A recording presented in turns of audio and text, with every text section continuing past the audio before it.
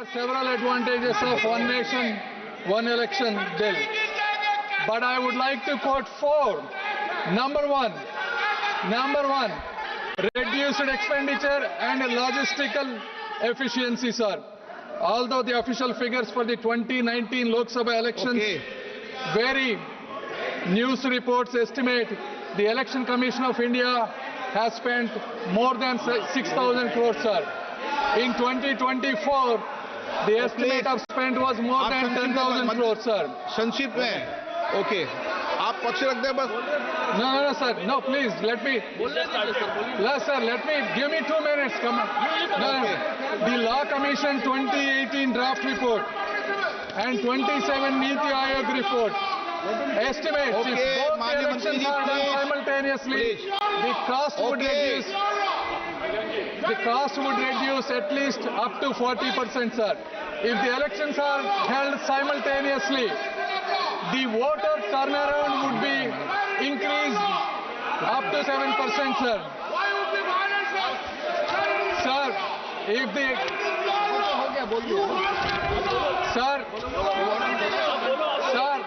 the total estimates of all the parties that spend on these elections is close to 1 lakh crore, sir. Therefore, if the elections are done simultaneously, please.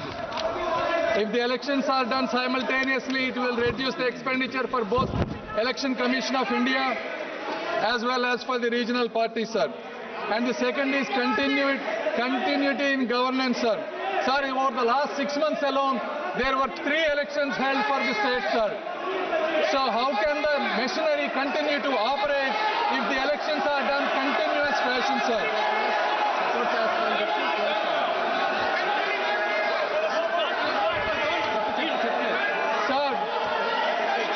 Sir, fourth and probably the most important, sir, in this age, election campaigns amplified by media and technology no longer remain regional, but continuously influence the entire nation, creating large-scale ripple effects, sir. This constant political messaging encourages deep polarization and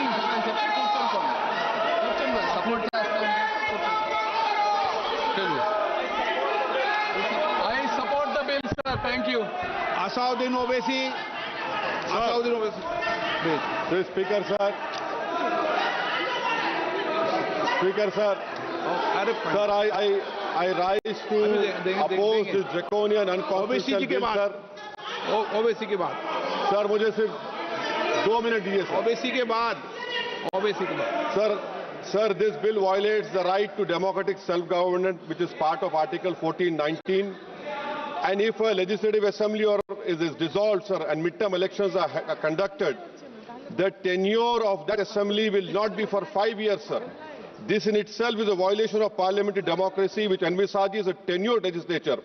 Sir, constitutional scheme makes it clear that once elections are conducted, the House should have a right to function for next 5 years. This is a violation of basic structure. That such a provision is being done for administrative convenience, not for constitutional purpose. Sir, the principle of federalism means that states are not mere appendages of the center. States are not dependent on the union for the existence. This is the violation of federalism, sir. Sir, in conclusion, Parliament is not competent to make any law that violates fundamental rights or the basis of the Constitution, sir. This bill indirectly introduced a presidential style of democracy. This bill is based on maximizing political gain and convenience. This bill will finish off regional parties. This bill is only brought in to massage the ego of the supreme leader. Thank you, sir. माननीय सदस्य बालू साहब ने कहा कि इसको JPC को दे देना चाहिए. जब ये संविधान सुधार का विधेयक, संवैधानिक संशोधन जब कैबिनेट में चर्चा में आया, तब प्रधानमंत्री जी ने स्वयं मंशा व्यक्त करी थी कि इसको जेपीसी को देना चाहिए. इस पर विस्तृत चर्चा सभी स्तर पर होनी चाहिए. इसलिए मुझे लगता है कि इसमें सदन का ज्यादा समय जाया करे बगैर, अगर मंत्री जी कहते हैं कि इसको जेपीसी को सौंपने के लिए वो तैयार है, तो जेपीसी में होगी और के रिपोर्ट के आधार पर कैबिनेट इसको पारित करेगी, तब भी फिर से चर्चा होनी है. तो मैं मानता हूं कि माननीय मंत्री जी अगर जेपीसी में रखने की इच्छा व्यक्त करते हैं तो यहीं पर ये चीज समाप्त हो जाएगी। गृह मंत्री जी ने बहुत साफ शब्दों में कांग्रेस पार्टी ने बाबा साहब भीमराव अंबेडकर को किस तरीके से अपमानित किया उसी के बारे में जिक्र किया था। 11-12 सेकंड का वीडियो क्लिप उतार करके पूरा वक्तव्य को हटा करके देश को गुमराह करने का जो कोशिश कर रहा मैं उसका खंडन करता हूं सर। कल गृह मंत्री जी ने बारीकी से कहा कि कांग्रेस पार्टी ने सबसे पहले बाबा साहब भीमराव अंबेडकर को मुंबई में और बाद में विदर्भ में षड्यंत्र तहत चुनाव में हराने का काम किया है। ये आज कांग्रेस पार्टी माफी मांगना चाहे देश को। अंबेडकर दोबारा चुन करके इस सदन में आना चाहता था, कांग्रेस ने आने नहीं दिया, दोबारा हराया, तब से बाबा साहब चुनाव को छोड़ना पड़ा। उसके बाद 1956 में बाबा साहब भीमराव अंबेडकर का परिनिर्वाण होने के बाद कांग्रेस पार्टी ने 1990 तक बाबा साहब को भारत रत्न का अवार्ड देने से भी इनकार किया इन्होंने। वो तो जब कांग्रेस पार्टी को सत्ता से बाहर किया, भारतीय जनता पार्टी के समर्थन से राष्ट्रीय मोर्चा का जब सरकार गठन हुआ, तब जाकर के बाबा साहब भीमराव अंबेडकर को भारत रत्न से नवाजा गया है। आप लोग क्या देश से माफी मांगने के लिए तैयार है? आपका इतना पाप है, वो पाप को साफ करने के लिए तैयार है तो बताइए। आप लोगों ने बाबा साहब का नाम को पूरे इतिहास से मिटाने के लिए कलंक किया है कांग्रेस पार्टी ने, ये याद रखना चाहिए।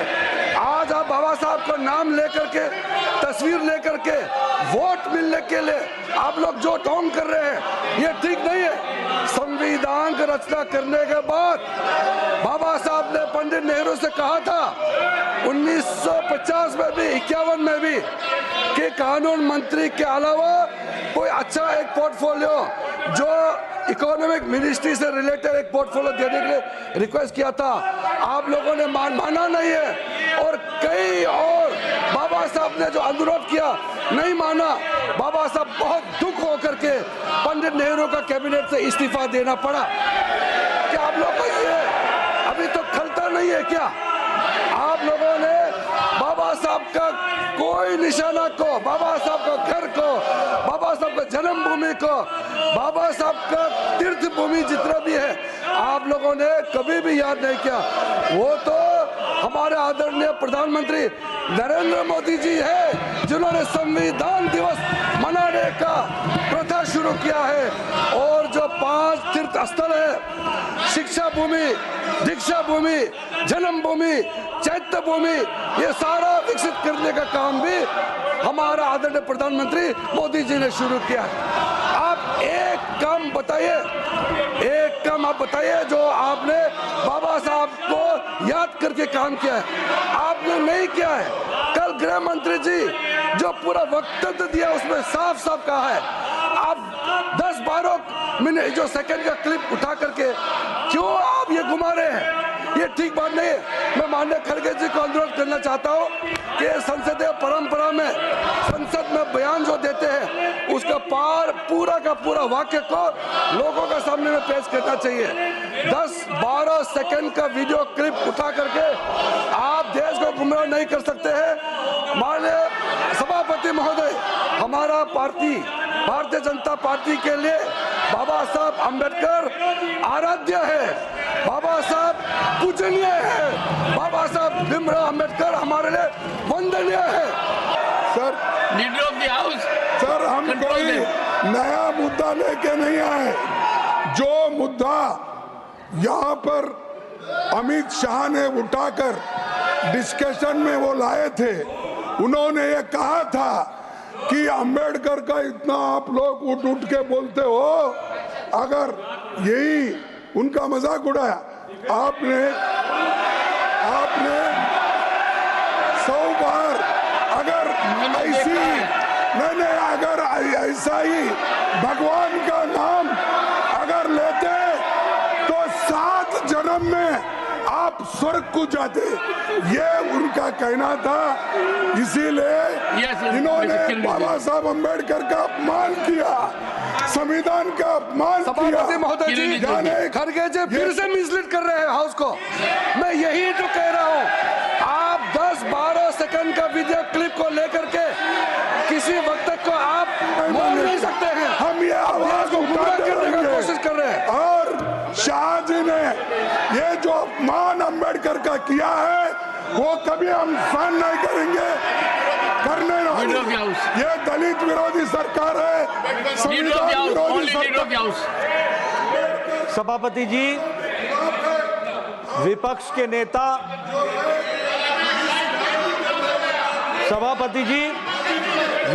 नेता श्री मल्लिकार्जुन खड़गे जी इस वक्तव्य को बोलकर सदन के माध्यम से देश को गुमराह कर रहे हैं और मिसलीड कर रहे हैं।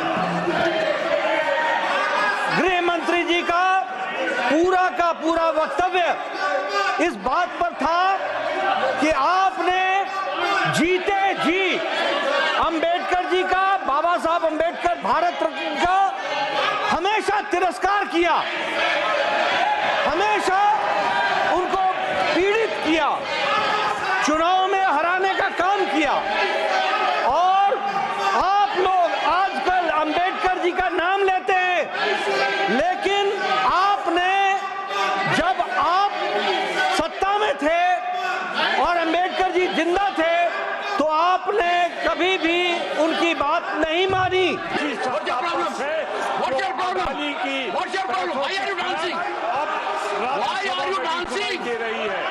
राजधानी को बचाने के लिए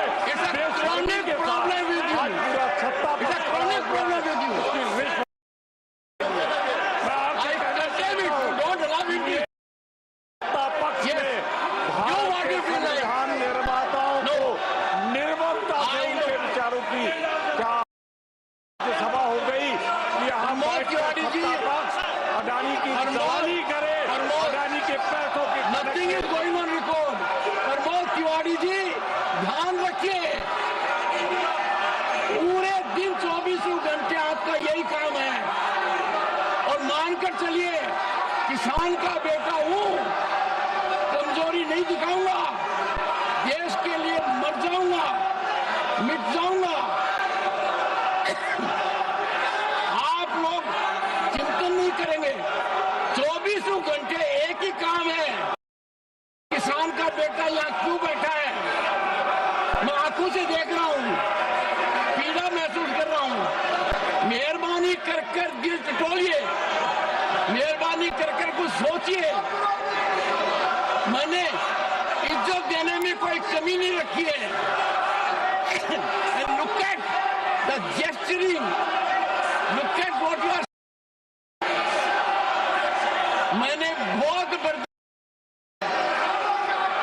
आज का किसान खेत तक सीमित नहीं है, आज का किसान कार्यरत है, सरकारी नौकरी में है, उद्योग में है।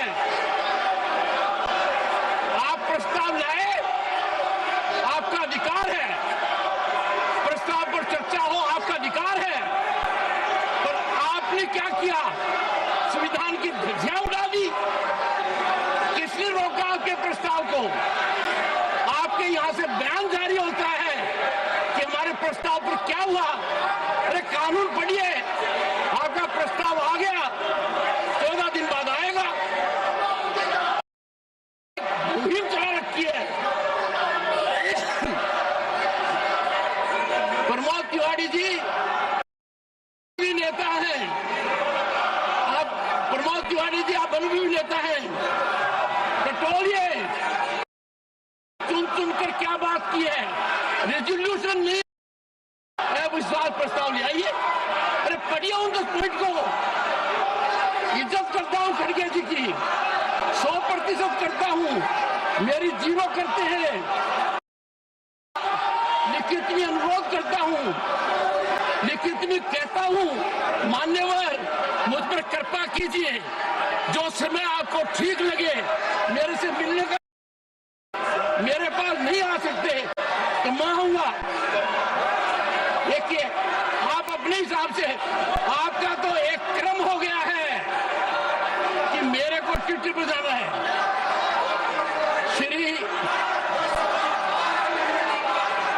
श्री मल्लिकार्जुन खड़गे, Don't be shameless. Let him speak. Don't be shameless. क्या कह रहे Don't do what you want. Don't be shameless. कह रहे Who are you? Let him speak. Let him speak. Let him speak. किसी भी हालत में कमजोर नहीं पड़ूंगा ना, सबकी सुनूंगा, पूरे दिन सुनूंगा, पर कमजोर नहीं पड़ूंगा। देश के काम नहीं करने दूंगा, किसान के लिए काम नहीं करने दूंगा। आपको समय दिया, आप बोल नहीं पाए। साइड के मेंबर्स परसों समय दिया, आप बोल नहीं पाए। एनकरेज कर रहे नहीं, आप हैं नहीं और कर रहे। पार्टियों के खिलाफ बात करने के लिए आप कोशिश कर रहे हैं। आपको अगर इस सदन को चलाना है, नियति से चलाना है, लोकतंत्र को बचाना है, आप ये बात नहीं करते। हर आदमी उठ के, हर मेंबर उठ के 5-5 मिनट, 10-10 मिनट बात करता है। मेरा लेके मेरा Where's the camera? Where is the camera? Where is the camera? अरे मैं बोलता हूँ, देखिए, ट्विटर का कैसे उपयोग किया, मेरा नाम लेके, कुछ तो दिमाग में नहीं होगा। मेरा नाम लेकर बार-बार बोल रहे हैं। आप इसका मतलब you are encouraging them, you are telling them, अरे 5-5 मुद्दे पर आइए। द्रोणाचार्य जी ने कहा कि मुझे आप गुरु दक्षिणा दीजिए। मेरी स्पीच ले ली आपने। तो द्रोणाचार्य जी ने उनसे कहा कि गुरु दक्षिणा के लिए मुझे तुम्हारा हुनर, तुम्हारा भविष्य, तुम्हारा अंगूठा चाहिए। और एकलव्य ने अंगूठा काट के द्रोणाचार्य को दे दिया।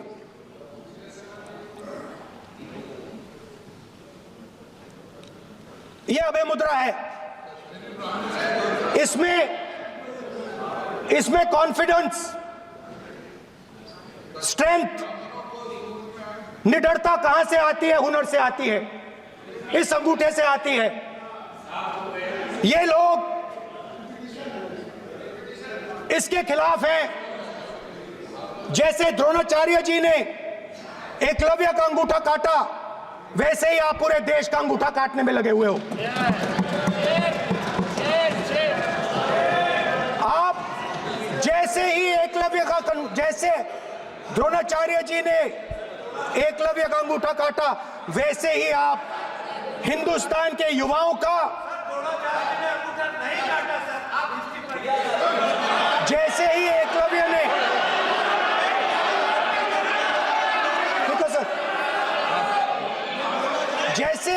जैसे एकलव्य का अंगूठा काटा गया, वैसे ही आप हिंदुस्तान के युवाओं का, सबका अंगूठा काटते हो। सर, अगर ये संविधान जो बाबा साहब अम्बेडकर ने दिया, उसी ने देश को बचाया। राहुल जी, कभी इसको पढ़कर देखिए।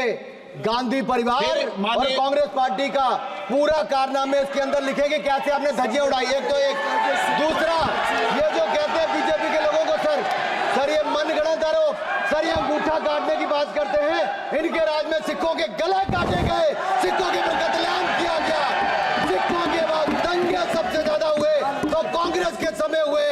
और आपको देश से माफी मांगनी है। अगर आज भी नहीं मांगेंगे तो संविधान जितना मर्जी जेब में डालिए।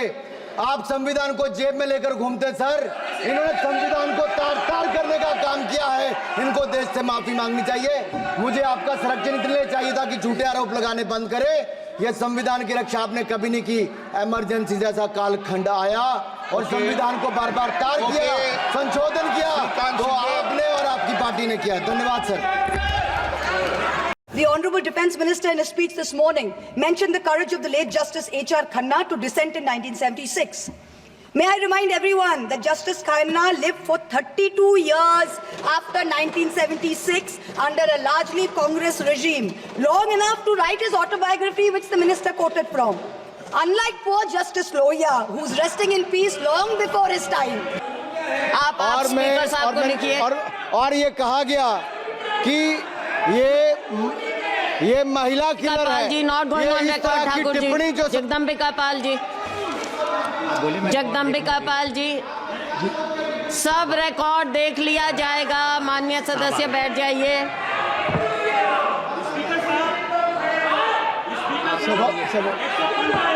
जगदम्बिका पाल जी, हाँ बोलिए बोलिए। स्पीकर साहब, दो बातें कही गई। एक तो एफसीआरए का रेट्रोस्पेक्टिव अमेंडमेंट हुआ, वो कागज दे दे जिससे ये पता चले कि ब्लैक मनी किसको गया। दूसरा सवाल है, जस्टिस लोया के हत्या की बात कही गई।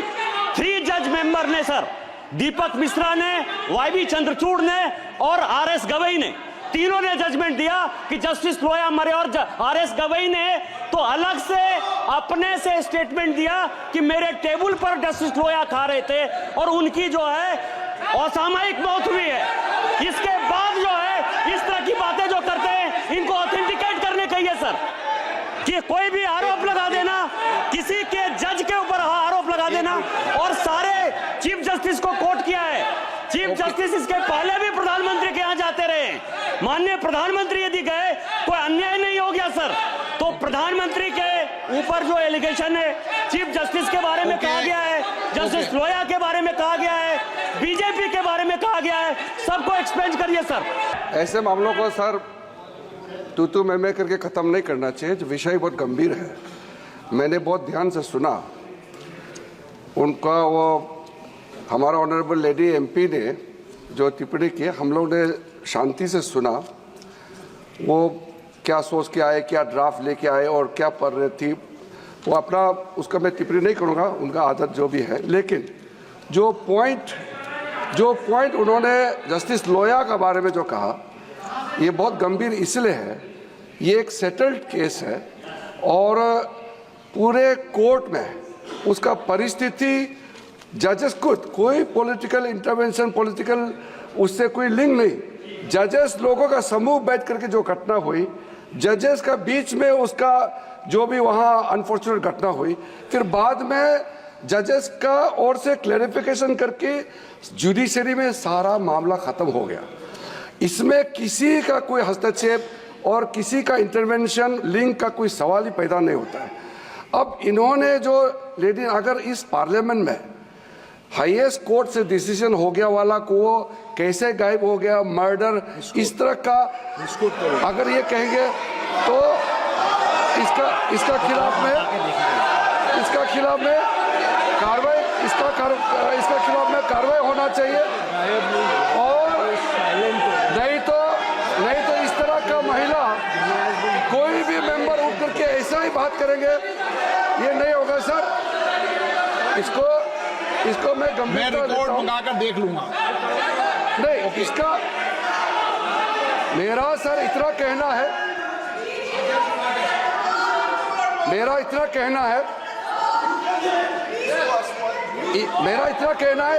स्पीकर सर, आपने मामला को संज्ञान में लिया है, आप देखने के लिए कहा है, लेकिन मैं सदन को इन्फॉर्म करना चाहता हूं, इस पे कार्रवाई होगा और हम लोग का तरफ से एप्रोप्रिएट पार्लियामेंट्री एक्शन लिया जाएगा। इस तरह का टिप्पणी आप बच नहीं सकते हैं, ऐसे टिप्पणी करके बच नहीं सकते हैं, इसमें कार्रवाई होगा। ये बहुत गलत परंपरा साबित कर रही है वो। आजादी का मतलब सर सिर्फ अधिकार पाना भर नहीं है। इसके लिए हमारे संविधान में सरकार और नागरिकों के अधिकारों के साथ साथ उनके कर्तव्यों का विस्तार से उल्लेख किया गया है। बाबा साहब ने संविधान सभा में दिए गए भाषण में कहा था कि स्वतंत्रता आनंद का विषय है, पर अब हमें अपनी जिम्मेदारियों पर भी ध्यान देना होगा। संविधान ने सुनिश्चित किया कि रानी के पेट से राजा जन्म मिलेगा, वोट से नेता तैयार होगा। आर्थिक बराबरी के लिए सरकार क्या कर रही है? गरीब और गरीब हो रहा है और अमीर हो रहा है। सुबह उठते कहीं बम की धमकी मिलती, कहीं दंगे की। ये अमृत काल है सर, यह धमकी काल है। कितना बढ़ रहा है आर्टिकल 15 सर। भारत में आज भी घोड़ी चढ़नी बैठनी होती है। Please sir conclude. क्या दलितों को यहाँ भी 4 बोलने की minutes. इजाजत 4 नहीं? minutes. नहीं, You conclude. I will give 1 minute. 1 minute. तय 1 कर लो minute. सर, अगर सबको 4 मिनट दे No, तो मुझे दे दो। Finish it in 1 नहीं सर, minute. ये भेदभाव नहीं चलेगा दलितों के साथ। Allotted time is 4 minutes. Don't waste. भाई सर, Take 1 आप minute. चेक करो, अगर सबको 4 मिनट दिए तो Take 1 minute. आप मना करो, मैं बंद कर देता हूँ इसको। क्या दलितों को सबसे आखिरी में नंबर मिलेगा और बोलने का मौका All मिलेगा? individuals are having क्या only- मजाक कर रहे हैं सर आप? No, all independent people are having only 4 minutes. You take 1 sir minute. Independent No मैं problem. अपनी पार्टी का मेंबर हूँ सर, और जीत के आया हूँ सर, किसी की दया में नहीं आया। Take 1 minute and finish. Sir कल भी बोले तो एक दलीय पार्टी के लोग, आप मौका दो सर।